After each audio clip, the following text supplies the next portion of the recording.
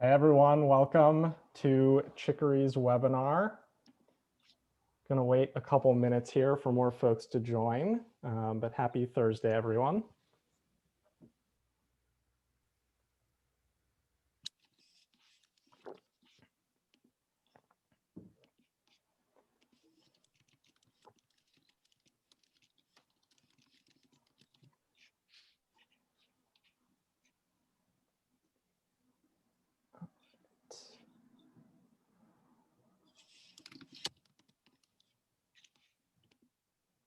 Okay, I think we can get started here.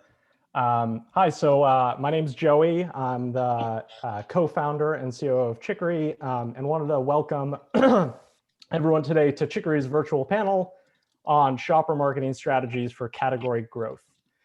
Chicory is a digital shopper marketing platform that partners with CPG brands like General Mills, board partners like the ones I'll be speaking to today, and retailers like Kroger and Wakefern.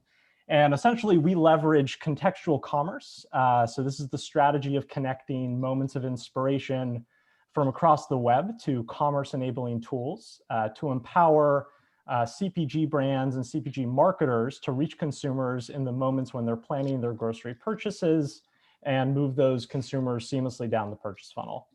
We've worked with commodity boards now and trade organizations for over 4 years, and this has primarily been through a product we call Digital Shopping Aisle that allows us to equitably present brands within a commerce environment to shoppers. We've also worked with commodity boards to make their recipe website shoppable and offer shoppable links that our partners use across a variety of digital touchpoints to create contextual commerce moments. Today, we're speaking with commodity boards and their agencies to talk about driving category growth, which is so important right now, particularly as new challenger brands emerge and create entirely new categories that challenge heritage categories and kind of CPG marketing as a whole. So I'd like to take this opportunity to introduce our 3 wonderful panelists that we have with us today. So why don't we start with Al from MilkPep. Al, can you tell us a little bit about yourself, what you do at MilkPep, what particular category you promote, and what members make up your board? Yeah, I can, absolutely. Thanks, Joey. Thanks for having us. So as Joey mentioned, my name is Al Dejewski. I'm the head of marketing at MilkPep. MilkPep is the commodity board for the dairy milk processors of America. And you may know us from our iconic campaigns over the years of Got Milk that we just reintroduced last year into a new digital first platform, leveraging Got Milk with the Got Milk Challenge and the swim across the pool with the chocolate milk on her head for Katie Ledecky. So our manufacturers are the milk processors, not the farmers, but these are the people who take the milk, prepare it, and bottle it for retail. And it's a combination of independent processors, publicly held processors, and retail processors, such as what we would call captives, such as Kroger and other large retailers who do their own processing and production. That's great. Thank you, Al. So the next panelist I'd like to welcome is Yvonne. Why don't you go next? Yeah, I'm the head of digital marketing for Avocados from Mexico. Like I'll explain, and I thought, well, let's explain also where is Avocados from Mexico. We say jokingly that we don't sell avocados when we're not from Mexico, but and that's true because we are a marketing organization located in Dallas, Texas. However, we're the marketing arm of 2 organizations, which are the growers and exporters of avocados from Mexico. They are in Mexico, and another organization that is the packers and distributors of avocados from Mexico here in the US. They came together under one of the checkoff programs of the Department of Agriculture and created the marketing arm where I work. I have been building the Avocados from Mexico digital marketing capabilities from the ground up. The organization is relatively new.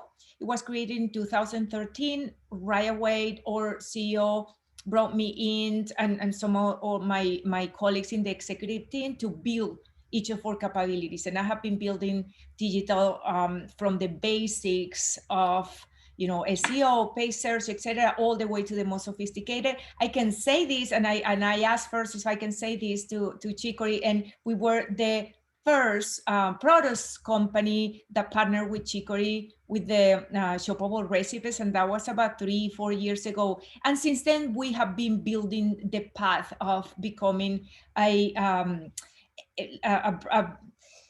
of enable e-commerce within our platforms, because as I said at the beginning, we are kind of a new model because we don't sell avocados, but we are not even reinventing because it didn't exist, but inventing how is e-commerce within our category and our industry. Thank you so much, Yvonne. And not to play favorites, but I did have avocado toast for breakfast this morning. So I'm right there with you and a big fan. I didn't realize it had only been around since 2013. That's incredible.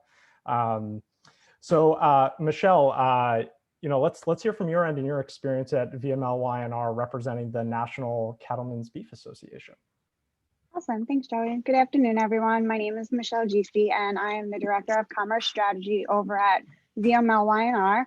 I'm located in New York, and I am responsible for leading commerce strategy across multiple clients and accounts, including other CPG brands across a bunch of categories, including food, personal care, and alcohol. We work with mature ecosystems such as Walmart and Target, and also more nuanced and specialized ecosystems that are developing still, like regional grocery and a lot of pure play retailers. But here today, I am representing one of our clients, NCBA, so the National Cattlemen's Beef Association. So they represent the states and America's 1 million cattle farmers and ranchers. But what everyone is more probably familiar with is Beef, It's What's for Dinner. So that's our national campaign that we promote to consumers to increase the consumption of beef across the board. What we've been tasked to as an agency and have been working on across the board, especially with partners like Chicory more recently as last year, is really increasing the consumption of beef buying on .com platforms and really helping to digitize that beef aisle and the beef counter, again, with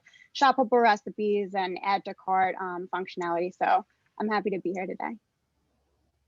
Cool, awesome. Thank you so much. I think when we were thinking about today and what we could get out of this conversation, there were a lot of different buckets that we wanted to focus on.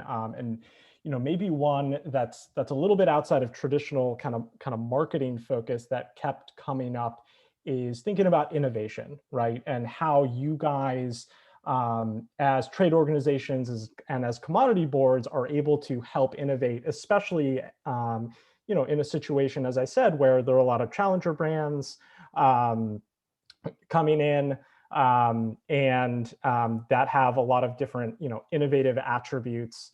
So how do your different organizations think about influencing or driving innovation, particularly from a marketing lens? And you guys can go. Yeah. I can start if you want. So when I interview for my position in Avocado from Mexico, and I usually tell this story, and I was talking to my CEO, he told me that he was not looking for someone with expertise necessarily in the fresh produce industry, but with someone that really dominates the digital space and is very creative to help him do what nobody else in the industry is doing. Innovation, right? So that conversation and that statement became almost a mantra throughout the process of developing Avocado from Mexico digital, and it has been one innovation after the other one, and it's supported from the top. Actually, last year we were named by the Fast Company. We were in the list of one of the top best workplaces for innovators. There's another surprise coming soon.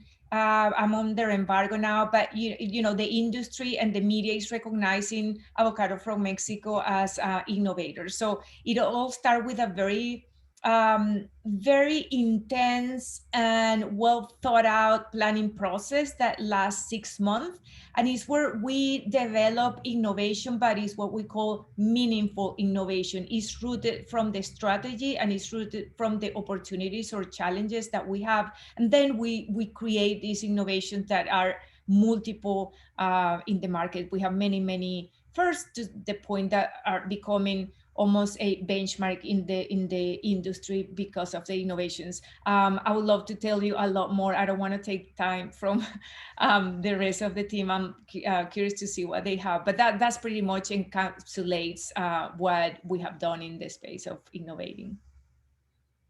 Yeah, and just building on what Yvonne said, as a category marketer, we have to be fair and equitable, right? So our innovation isn't behind brands or products and packaging for the most part.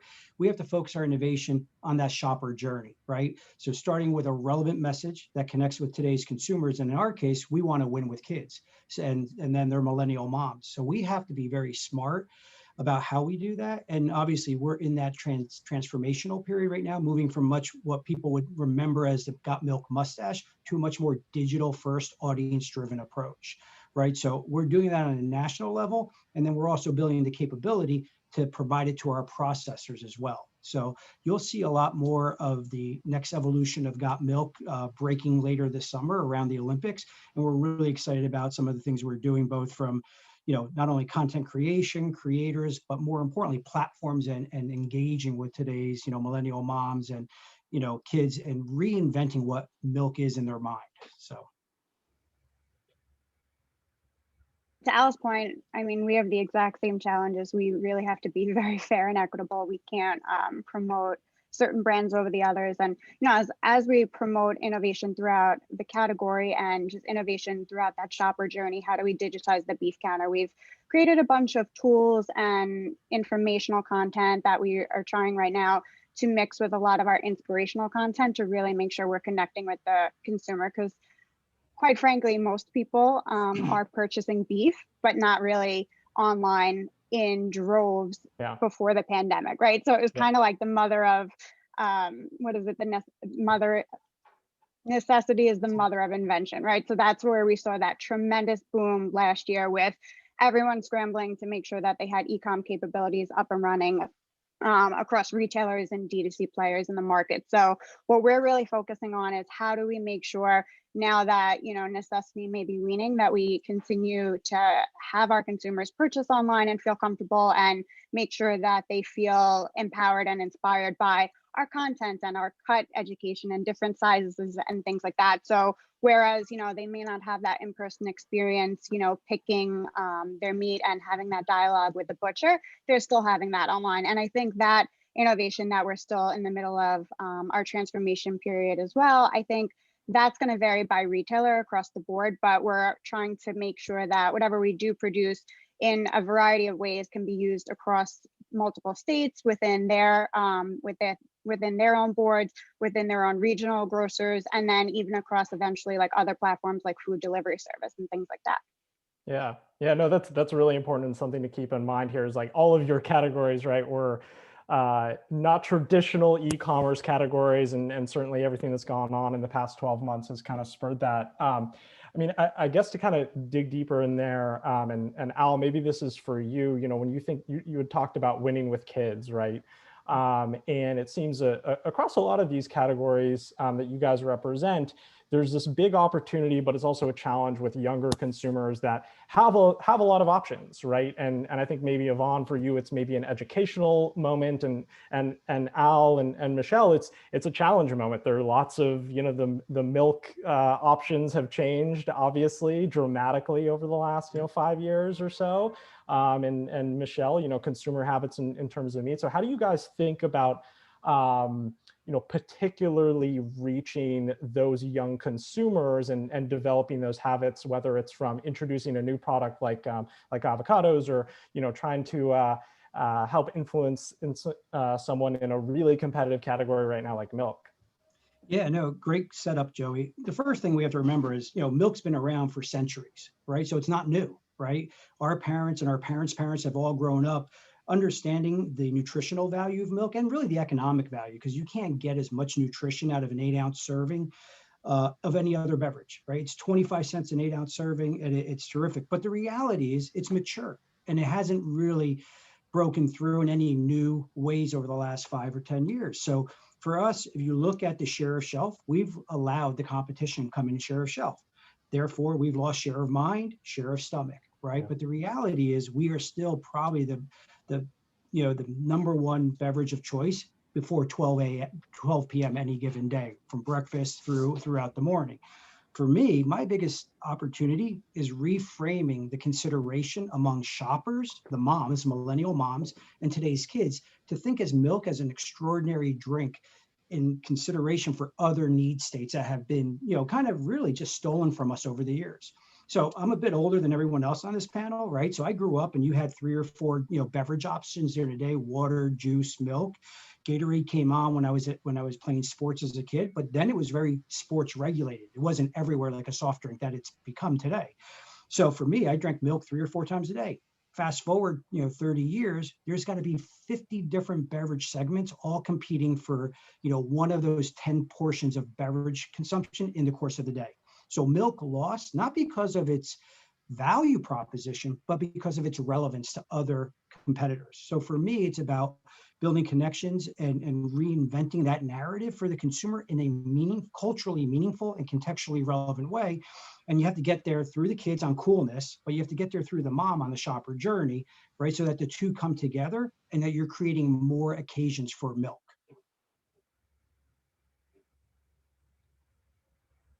Yeah, and I totally second that, Al, as well as creating more occasions. That's where we're really focusing on as well. I mean, like I said, if I say most people eat beef, obviously there are people who don't, but we want to make sure that we, out of those who do eat protein and who do eat meat, we want to be the #1 protein. But outside of typical mealtime and our bigger seasons like summer grilling and holidays, like how do we create moments that matter throughout the year? And I think we're at a perfect time, honestly, given the e-com boom of the pandemic, right? So it's, we always talk about forming a habit. It takes about 66 days to form a habit. So we're really hoping that a lot of those people who have decided, just again out of sheer necessity, to purchase online will continue to do so. And we want to make sure that we're giving them the reasons to believe and the reasons to want to continue to add beef to their list.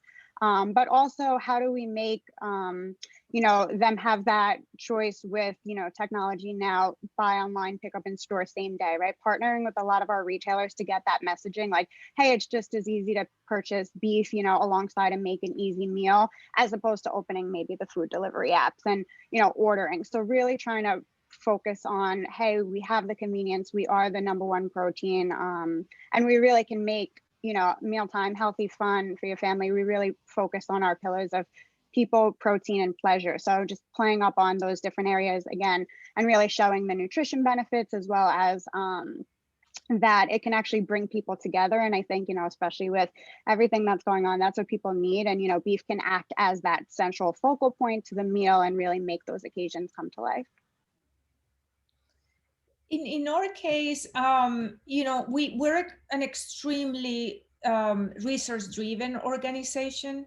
So we know based on research what are our drivers and our barriers. And the #1 driver for us is health. So in the latest research, it has been in all the research, but the latest one added an additional insight, that is that shoppers enter the category through health, but they stay for taste. So that changed a little bit our narrative of health and wellness message. Now we want to bring them all together. So we have to be in the relevant context, which for us is recipes, but we have to drive with the health and wellness message. And then this is the reason why you should consume avocados, and this is how to consume it. When you bring those, because right now the journey is just all over the place, right? So if we separate the messages, then yes, we're driving, but we're not really closing the loop with that inspiration. So what we're doing now is closing that loop, putting the message in the right environment for inspiration, but only, always drive with the health and wellness message. That's great. Thank you, guys. I do want to call out real quick, I forgot to mention this, but we're going to have a Q&A at the very end, the last 10 minutes. So if you have any questions, feel free to ask them, I think in the chat bot or in the chat spot at the bottom. So, we've talked a lot about commerce and digital commerce, and that's obviously a focus given your guys' roles. But at the same time, I think something that's really interesting that all three of your organizations have in common is kind of iconic brand messaging, right? So beef, what's for dinner, got milk, and the AFM jingle, and we all love, the Super Bowl stuff that you guys have been doing. And so how do your organizations think, or maybe even how you guys think and what you're tasked with on either the digital commerce or shopper marketing side, think about brand awareness and developing a brand message? And how important is that, in this world where, like, who cares about brand when, you have shoppability and one-click add to cart and all those different things? So I'll start off first. So yeah, the hard part about milk, first of all, milk still remains a powerhouse category, 15 billion in retail sales. And to be perfectly honest with you, we were the benefactor of the pandemic, right? Because a lot of that away from home volume went back to retail, and the category actually was relatively flat for the first time in over a decade. So it took a pandemic and for us to stay at home for 9 months to kind of remember the value and the love for milk, right? Because we all grew up drinking it, and then we've all grown up and come back to it while we're locked in at home. More cereal occasions, more meal occasions at home. And let's be honest, who hasn't made whipped coffee in the last 12 months off of a TikTok video, right? So there's a lot of opportunity still for milk to regain its momentum and grow.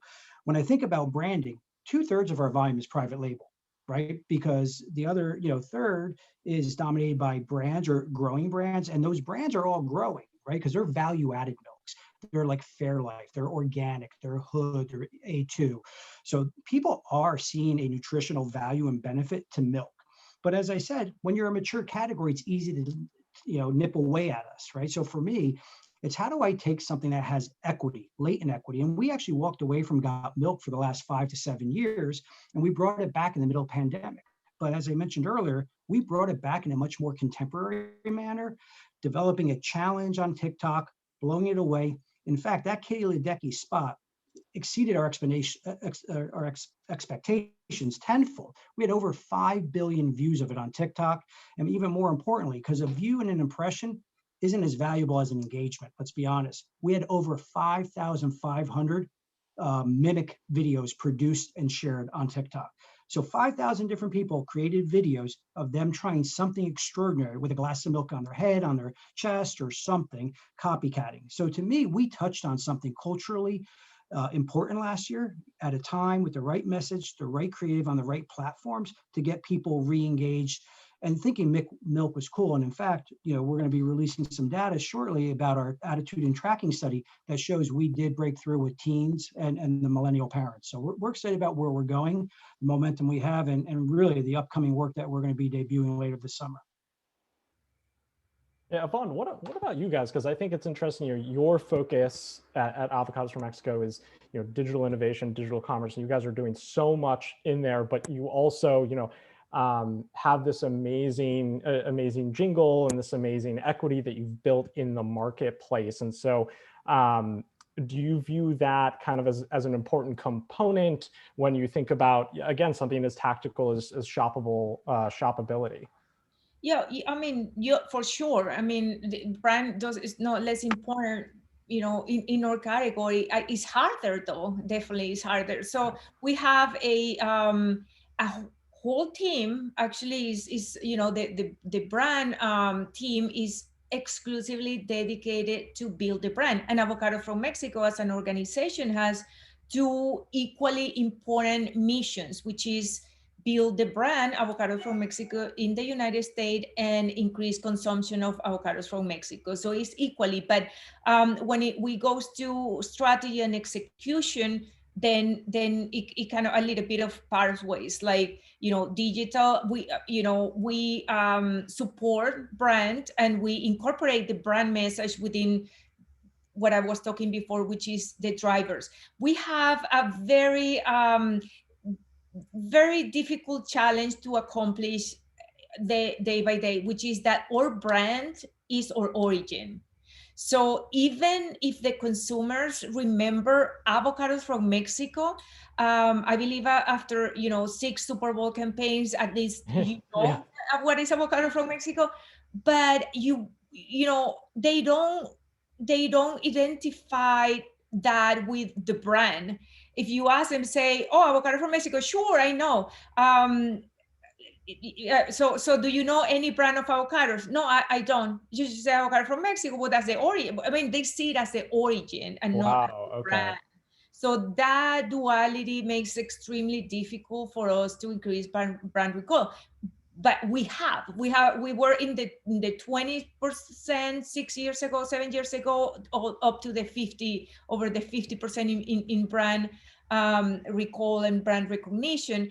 But it's one of the most difficult work that we do across the organization. But is how do you on top of trying to drive recall of message so complex, like avocados have good fats because they do this and that and that. Yeah. And by the way, this is avocado from Mexico, which on top of that is a long name. So yes, it's very, very, very difficult. But it is equally important driving sales, that building a brand, and we have to continue integrating our brand in everything we do. Yeah. Michelle, maybe same question to you.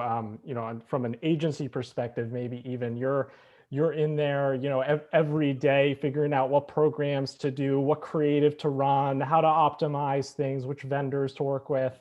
And how does your organization kind of connect the dots between, again, that iconic brand, that messaging that you already mentioned you're doing at a national level, to the creative that ends up on the page that we end up seeing? Yeah, and I think that is a daily challenge, right?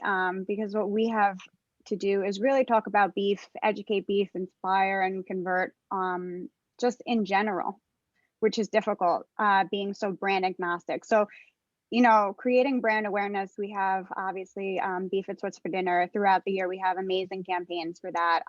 But now as we do get like lower down in the funnel and really trying to get in front of the shopper at time of conversion, that's where it gets a little tricky. Obviously not focusing tremendously on UPCs, but what we've been able to do, and even with partners like you and working with retailers, has been able to really focus on pushing different types of cuts and different types or usage occasions, and really inspire the shopper that way. Our individual brands also have their own specific brand messaging and marketing that they put out there. And, hopefully we're creating a cohesive environment where there is that halo effect. But yeah, it is challenging. I mean, what we're looking to do now as to what consumers really see on the page, wherever across the board, is, like I said, is really to help digitize that beef counter. So making sure we're showing up where we should be, making sure those attributes that consumers value are there and searchable and discoverable. And now people are spending so much more time online, so they are exploring and filtering, and we are seeing an increase of that. If it doesn't come up right away, why is that? So we're really working on building out the most beneficial and robust environments, and really like focusing on our 3 pillars of like teach them, help them, inspire them. Because buying beef online, even as a consumer, is hard. Like sometimes I don't know, sometimes the picture is off. Yeah, it sounds scary. Yeah, it does, right? And depending on what retailer you're working with, it could be a drastically different experience across the board. So, we're really focusing on how do we centralize that? How do we become the best partner we can to our retailers? Because really we are, Beef It's What's for Dinner and CBA is the expert in this industry, right? In beef. So how do we lean in and make sure that we're sharing that knowledge and making sure that retailers are taking advantage of that, so we can create a win-win situation across the board and make consumers feel more empowered and not scared, like you just said, to buy beef online, because it's like, hey, I don't know what's going to show up. It's one of those old things that people, I don't want people touching and picking out my produce or my meat. And we have that type of category where that's just another barrier that we need to address, as opposed to just adding cereal to your cart. I would buy cereal from anywhere online pretty much, because it's packaged and what you're going to get. So yeah, that's definitely something that we creatively discuss almost daily. Al, did you want to say something? Yeah, I just want to build on what Michelle's saying, because all 3 of us suffer the same kind of retail challenges. And if it wasn't for the pandemic, we'd still be in the low single digits of online shopping, to be honest with you, right? Because what our research tells us is that consumers really still, prior to the pandemic, still prefer to shop the perimeter for freshness and proteins on their own. Number one, right? Touch, feel, get it fresh when I want it. We know that the weekly pantry load doesn't occur anymore. You're in the shop in the store 2 or 3 times a week for freshness, right? Because of 2 things: A, the pandemic, and secondly, really the focus of those e-commerce pure plays and delivery partners improving with the pandemic. We were the benefactor of that, right? Because people weren't going to stores, number one, and number two, they made a point of getting the product to the households faster, fresher, and cooler. Now, I can't speak for Yvonne. I hope the avocados were on top, but my package is usually at the bottom, providing the foundation. So I think, what Michelle's working on, and equally on my side, is making sure that we have that fair category and what I would call category management representation on the digital shelf through digital merchandising throughout the entire journey, whether pre-shop, shop, or post-shop as well. Very cool. So I think a big question for me personally, like when I thought about this event and the questions that I wanted to ask you guys, a big thing was, how do you think about driving a category versus driving a brand, like a very, a particular product or a particular SKU? For a little bit of background, obviously we work with organizations like the ones here with you guys, but also a lot of, brands that have particular products that they want to promote. And it feels like digital commerce in particular presents a really big challenge. And the way that I almost think about it is, if you're a brand in a search marketing program, for example, somebody types in milk and, oh, well, I want to be the milk. But how do you get that person to even type in milk in the first place? How do you get them to think about the category rather than let's capture share? I don't know if you guys have thoughts on that. Yeah, no, I think it's a great question. Since you led with milk, I'll jump in here. Milk, has been around, as I mentioned before. So we know what the keywords are for search for milk, but we also have to be aware of what our competition is, right? So as people are searching for plant-based, I want to own the search for that. If they're looking for protein, I want to own the search for that. They want to own any of the nutrients or benefits and the biology behind milk. I want to own that as well, right? But those are the common things, right? Those are the bottom of the pyramid, right? The reasons to believe. It's about really laddering up to something bigger and more inspirational and aspirational, right? And that's where, your platform helps us, because we're an ingredient. Sometimes we are the tail, sometimes we're the lead ingredient, right? But you have to provide shoppers, consumers, and even retail partners with the information and the creative so that it inspires people, right? And it's that inspiration that leads to an occasion, that leads to an incremental purchase. Yes. Michelle, or go ahead, Yvonne. In our case, we have in our e-commerce strategy, the main objective and what it drives the thinking is how we are there and how we gain the place in the top shelf and how we gain visibility in the top shelf, because the digital shelf became as important as the in-store shelf. They have to see you have to be there. In digital, that means many things, right? One, for example, is when they search, the hand raisers, they are looking for, it may be no avocados from Mexico, but they are looking for avocados. Or even like Al said before, they may be looking for salad ingredients and we're there, or they are going to be looking for burger toppings and we're there. And that same the search behavior also happened within the e-commerce platforms like the Krogers.com, the Walmarts.com. So we play in both. With the retailers, we go, there's a lot of fancy stuff that you can do in the retailer or shopper team usually, do the other fancy stuff. We go to the practical thing. We have to be visible. We have to be like product placement, and move. Our objective is to move that consumer from wherever they are in the journey, the closest we can to the transaction point to put the product in the basket. Everything that I'll say applies to us is how we are there with the salads, how are we there with the tortillas, how are we, anytime that they are thinking about their basket, even though not directly about avocados. So how we make ourselves visible if I, have to put it in one plate. And I think for us to again, just going back to, it's a little scary, right? So we have to create that awareness story, which we do on a national consumer level, but also as we get to the retailer level, there's work to be done there too, that we're, getting into, especially creating that awareness and also fostering that message that the value, the quality, the trust is there. Like, it's okay. You could buy beef online, add it to your basket.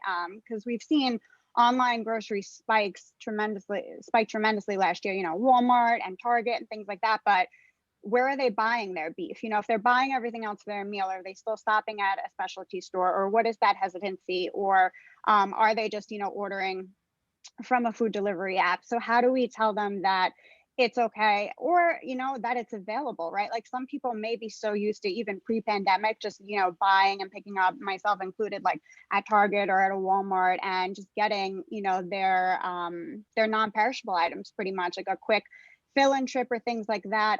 They may not even realize that it's available, or the breadth of variety that exists, and things like that. So really just driving trial and helping them get on the list. And again, that whole pre-shop and post-shop, providing them the inspiration, before, even after, telling them online how to cook it, and what the nutrition value is, and different recipe inspiration. Like, Beef It's What's for Dinner does an amazing job with that content and having that information. So it's a matter of, how do we make sure that we get that on the retailer sites or with our different partners? And I think, the innovation there will be drastically different across the board, depending on their level of sophistication, right? Unfortunately, we don't sell beef on beefitswhatsfordinner.com, so it's difficult to control that environment. But, we did partner with you on making those recipes shoppable and things like that. So we are taking those steps there, but now it's like, once we're driving traffic to that site, we want to make sure as much as possible that the experience is as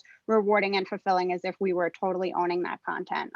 So that's always a line that we have to consider, and that we're working on constantly, to make sure that experience is a lot better. I want to add something. Michelle mentioned the magic word there, the list. And that list, it comes in every single research, and is like paper list, app list, all kind of lists. But it has become incredibly important in the shopper journey, and that's another tactic that we really pay attention to, is what is that micro moment in every one of our products where or shopper put our product in the list. And then going back to your, our partnership with Chicory, is when you, with a click, can put all your ingredients, including your product, on the shopping cart, and make that experience seamless to the consumer, whether they print that list and don't end up shopping online, or they shop online with their preferred partner. That is, I believe, one of the most valuable advantages that a platform like yours, Chicory, offers, definitely. Yvonne, I actually want to go back to something that you said that I thought was really interesting in the context of the list, which was, you had mentioned essentially understanding what else is on that list, right? Like, hey, when there's tortillas, we want avocados. When there's when there's salad, we want avocados, right? And kind of making that connection. And some of those things are just pretty obvious, right? But I think, as we all know, and part of the value of digital is being able to customize experiences, to those end consumers. Like, how do you think about and almost figure out, whether it's research or through data or through your retail partnerships, what are those tangential things? How do you know the list that you're getting on is a good list, or even a list that's appropriate for your brand, to be on? Yeah, well, first of all, I say the list is the list. I don't care what is my company in the list, as long as Yeah. I'm in that list, I'm good. So I know, like, you know, or shopper group, they have a more, you know, research to know exactly what are the ingredients that go paired with avocado. On my side, on the digital side, I think that is the other way around the behavior, right? So it's like the chicken and the or the egg. Either you wait and put your product where the list is, or you build the list for them. That's what the different, I believe, between like traditional, what to call it, so differentiated somehow, traditional shopper and digital e-commerce, is that we or mission should be to build those lists, and then and inspire them to, you know, buy those ingredients in that list through shoppable recipes, inspiration, TikTok videos. I mean, anything that creates that, you know, add the context for them to find that product within that context appealing, and then end up adding it to the list.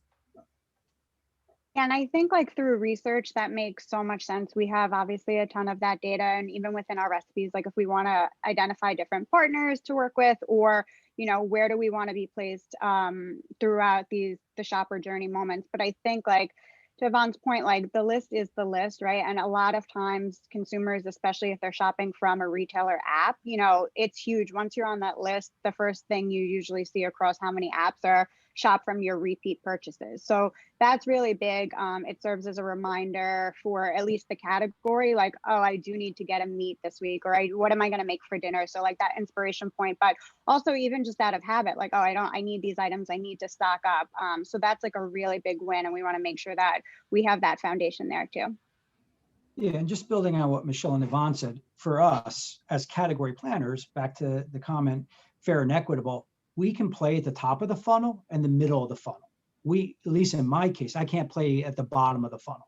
I want to drive conversion, but I can't fund conversion because I'm driving category awareness and demand for milk.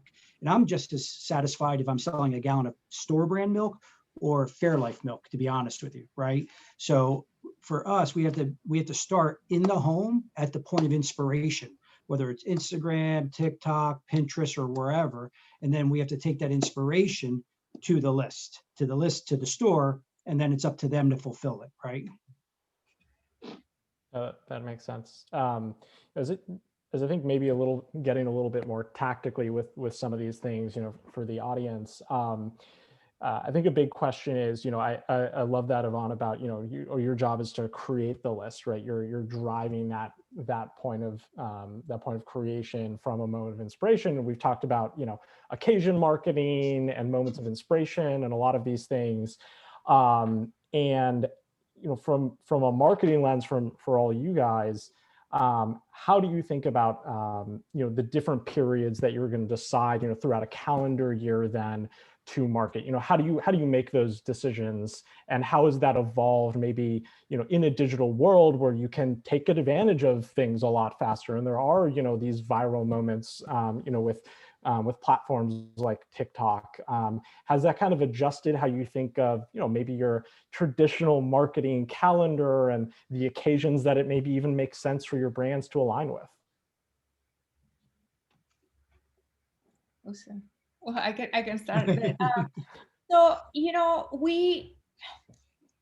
we're a commodity with a brand, so we want to be there as as much as we can. We would like to be there every single day, 365, with all our messages. Unfortunately, the budget makes put some limitations, but we, in one way or the other one, we are always present. For example, pay search, we're always there. We do a big effort to maintain a very healthy SEO. So we have an constant, traffic coming to our website, whether we have anything out or not. We need to be try to be as much as we can in recipe networks, for example. This is where, you know, our consumer is going with the intention. The closest content to purchase intention is a recipe. So we have to be there. Then we have the temples. We have to be there for Super Bowl. We broke all records for Super Bowl this year, historical records. So in the little leading weeks to the Super Bowl, we imported 700 million pounds, which was, you know, never seen before. So we definitely have to be there. We have to be there for Cinco de Mayo, for example. We can find opportunities in the market, like Taco Tuesday. That's a very unique opportunity because it gives us 52 opportunities in a year to be relevant. So it's all about relevance, and in those moments of relevancy, then we increase our presence or reach and frequency. But we maintain a stable presence throughout the year, and then peaks during the opportunities, and the opportunities are different for every brand. One more thing that I want to say, talking about these opportunities, sometimes you don't have the opportunities, but you create the opportunities. Like when we, for example, want to promote guacamole. Yes, we have Super Bowl, we have Cinco de Mayo, but those are two. So what can we do? So we're creating, working on this right now, creating a campaign where, you know, those are big moments for everybody. But every individual has big moment for themselves, you know, a graduation of a kid, a promotion. So then we created our message around those big personal moments. And now we increase the number of occasions throughout the year, that, for example. I mean, I, as somebody who had, again, avocado for breakfast, like, do you guys view any difference between getting a consumer to purchase something for, you know, every day versus this occasion-based marketing? Because it seems like occasion, maybe it's the way to get them in or to drive that initial transaction.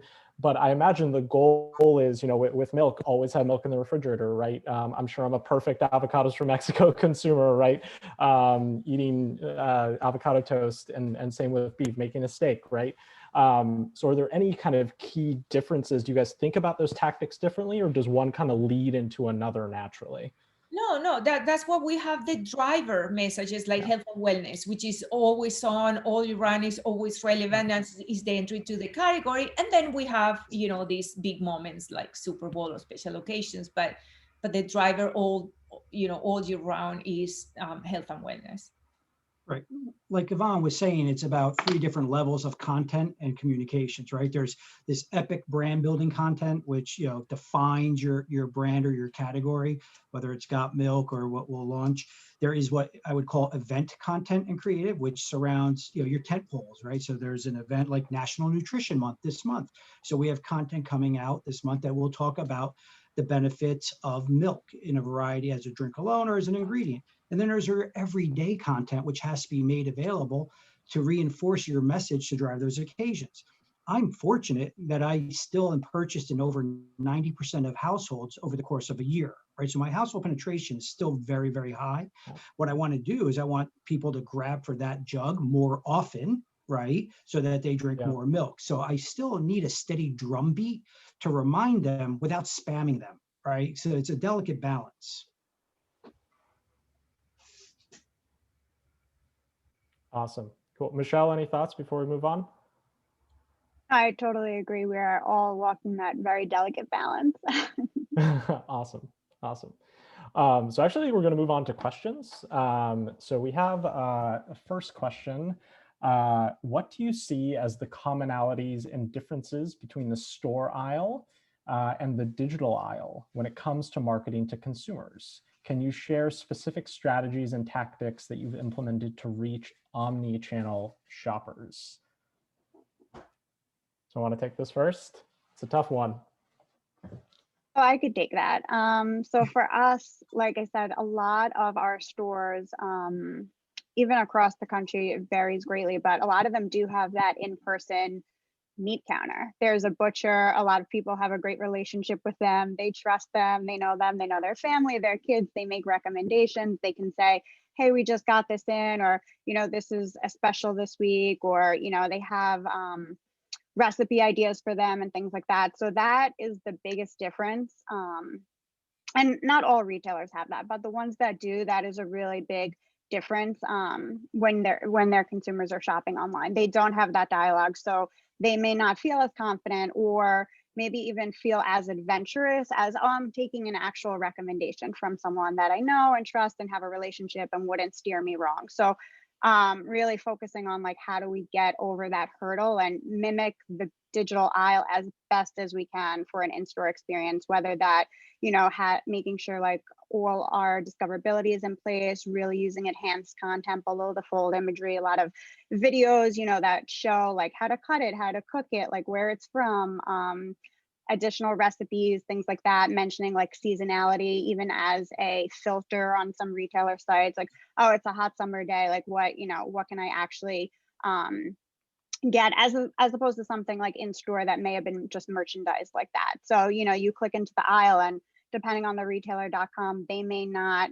categorize it like that, right? Who knows like what algorithm they're working with, if it's top search terms, if it's price, if it's, newest addition to the website, anything like that. So wherever we could provide as much information to mimic that in-store experience online, I think is the biggest area of opportunity that we have. And unfortunately, that dialogue is a tremendous piece that a lot of people have come to know and love in store.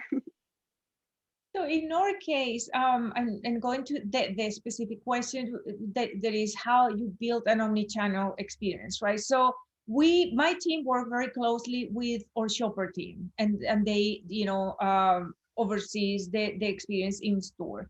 We oversee the experience in the digital channels, including e-commerce. So the key is to visualize with the journey of our consumers. So we map out the journey, and we all get within that journey the opportunities that one research says that the opportunity is there, and what we strategically want to do. So we map that journey pre, during, post, and the group or the both teams start identifying opportunities. I'm going to come here with this tactic, I'm going to come here with this tactic, but we work together. So it's a seamless journey for the consumer. Internally on the company side, yes, we're working from two separate teams, but assembling a cohesive journey that the consumer comes and goes. And in each of the pre, during, or post, it can be both, because the journeys are like that right now. So it could be watch a video online on social media, that's on our site, but then went to the store and saw the beans that we have in the stores. And a lot of times we create bridges between those. For example, using QR codes, we bring consumers from the beans in the stores to experiences online. Super Bowl is an example. We partner, because we didn't have a TV spot this year, we partnered with our shopper team. So they build the experience in store, and through a QR code, we move those shoppers into a more in-depth experience on social media and e-commerce and digital, etc. So working very together, breaking the silos between digital, e-commerce, and traditional shopper.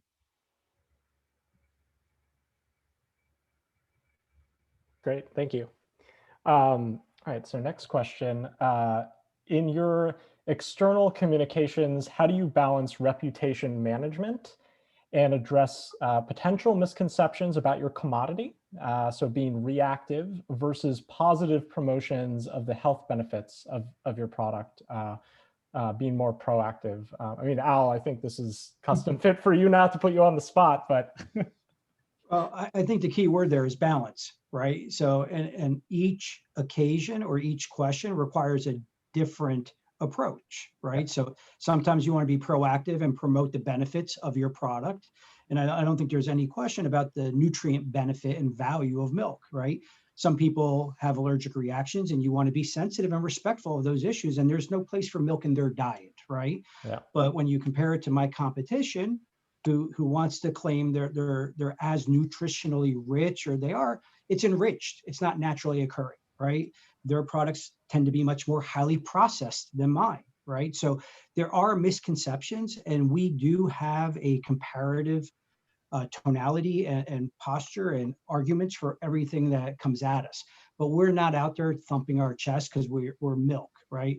We are universally, universally loved, right? We're 92% of households over a year, but still, there are going to be people who don't buy into the category, and that's fine. That's their right. And whether it's an emotional reason or physical or medical reason, that's fine. I respect all their decisions. But let's just take a look at our products and what they, from protein to natural resources. And by the way, they're all, I mean, for beef and I, it's part of the Americana fabric of what built this country and supports a lot of middle America outside the coasts. Yeah, I like the line, we're milk. I'm going to use that moving forward. Milk. Love it. We're Real milk. Yeah, we're avocados, we're milk, we're beef, we got it all. Beef. That's it. I mean, Michelle, I would love your perspective on that too. Obviously, you know, alternative meats are massive right now. You can't avoid that. So how does your brand kind of approach this? Yeah, absolutely. I mean, to Al's point, I think there are certain people that, again, for certain reasons, will never be part of our category, and we're not trying to reach them, and that's totally fine. So when these alternatives come about, it's okay. It's great for them, you know. From our perspective, with anything that comes about with, you know, the plant-based or any sort of emissions, like, we're not on that defense, because beef, you know, it is such a staple. It has so many protein nutrients and benefits that, you know, speak for itself. And there's a ton of information and research that is always readily available to consumers on beefit'swhatsfordinner.com if they want to explore that, different cut information, and you can drill down to the ranchers and the cattles and really see where everything is coming from, and the strides that they're taking, you know, just as an industry to still have the same production, but using fewer cattle, or, you know, really putting into perspective, like, for your body to get the right amount of protein and right amount of vitamins, like, what would that look like? You know, if you do consume a plant-based protein, it doesn't have as much protein in it, and oftentimes it has more calories. So there are things like that there are others nuance that we do put out there and have readily available, as well as, you know, even just across the different proteins that are available. You know, it takes about 8 ounces of chicken to get the same amount of iron you would in beef. So we have all of those statistics ready, and I think that's why, as a category, it is so impactful and powerful, and, you know, beloved as whoever wants to consume it. So really just focusing on all of the benefits and putting it out there, because those are really important facts, you know. Yeah. All right. Yvonne, I don't know, not totally applicable to avocados, but I don't know if you have a perspective on that too. I mean, yeah, totally. I mean, I still haven't found anyone that says not only that that they don't like avocados, but not only that, I haven't found anyone that says, oh my gosh, I love avocados. So it's like with passion, they love it. But in any case, so our growth strategy is not household penetration, but share of wallet. So we go after the current consumption of avocados, and all our strategies are aimed to increase the frequency of consumption and not to bring new consumers. So, you know, we operate, you know, within that specific demographic that they are already avocado purchasers. Awesome. Okay, well, I think we're just about at time. We have about 50 seconds left, so I don't think we have time for one more question, but this was really insightful for me. I hope it was insightful for everyone who joined us. And, you know, just want to thank all you guys for coming today and sharing your perspective. And have a great Thursday. Thank you so much. Thank you. Awesome. Thank you so much. Bye, everyone. Bye, everyone.